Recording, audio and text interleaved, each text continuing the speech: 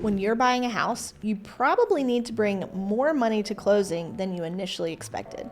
I'm Tiffany Weber, a real estate attorney in North Carolina, and I've done thousands of closings. So I am here to tell you today what they don't tell you about closing costs and what you actually need to bring to the table. When you're buying a house, you probably hear words thrown around like down payment and closing costs. The number that you need to bring to the closing, and by that I mean wire to the closing attorney ahead of your closing appointment, is the cash to close number that is on your closing disclosure. And this kind of trips people up because they'll see the closing costs and think, good, that's all I need to bring.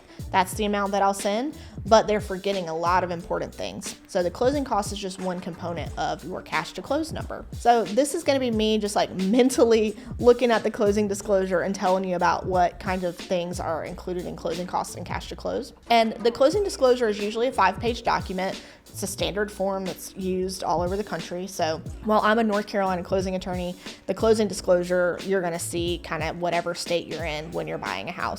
So page 1 gives you the rundown of your loan amount, your interest rate, your principal and interest payment, any escrows you have. And then the bottom of the page has 2 really important numbers, the first of which is your closing costs. And those numbers get itemized on the very next page. And then the bottom number is your cash to close, which gets explained on page 3 of the closing disclosure. So on page 2 of the closing disclosure, you see, sections A, B, C up at the top. And these are the kinds of charges that are associated with getting a home loan. So you can see in section A things like if you buy down your rate, any points purchased to buy down your rate. If there's origination fees. Continuing down the page, you'll see things for appraisals, credit reports, the cost of getting your tax transcripts, lender's title insurance. You'll also have the closing itself, your title search, and then those things will have a subtotal. Then you'll continue on down the rest of the page and you'll see things like recording fees. What does the state or the county charge to index your deed and your deed of trust or any other recorded documents like a power of attorney or a trust certificate? You're going to see collections for your initial escrow account. So this is where the lender funds your escrow account to be ready to pay things like taxes and insurance. You also have some prepayments. So you're going to prepay your homeowner's insurance for 1 year beginning from the date that you close. And then you also prepay your interest on the loan from the date you close through the end of that month.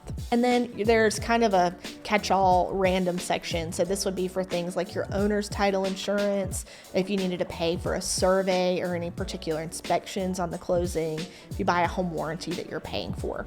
And those things put all together are your closing costs. Now, it's important to note that some of these things you may have paid for ahead of time. Like if your lender requires that you pay for the appraisal before closing, we do that. Whenever we're buying houses, I think, all the lenders we've worked with, you've had to pay ahead of time. That's still included in your closing costs because it was a cost of closing, but it won't be part of your cash to close because you paid it already. So moving on to page 3 of the closing disclosure, this is how you figure out your cash to close. You're going to see a lot of things on that page, but you're really going to want to focus on the left column. And this is kind of telling you what you owe and what you've gotten credit for. So, section K, that's going to be what you owe, which is your sale price of the property. Anything like if you've got prorated HOA dues, for example, let's say your seller prepaid HOA dues for the rest of the year. Well, you're going to own the property now, so you got to pay the seller back for the portion that you own the property. And then below that, section L, that's the money that you have paid, borrowed, or gotten credit for. So due diligence fee, earnest money, these things are being applied against what you owe. Your loan amount is being applied against what you owe. Any prepaid closing costs. So those are the things, are getting reduced from what you have to bring to the table. Usually you'll get credit from the seller for their portion of that year's taxes. So when you get to the bottom of that column, those credits and debits result in your cash to close. So that is why the closing costs are not all you have to bring. And this is where some people kind of get lost in like the down payment of it all because they say, I want to put 20% down. Cool. That will be reflected in your cash to close, but so will any closing costs that you didn't pay before.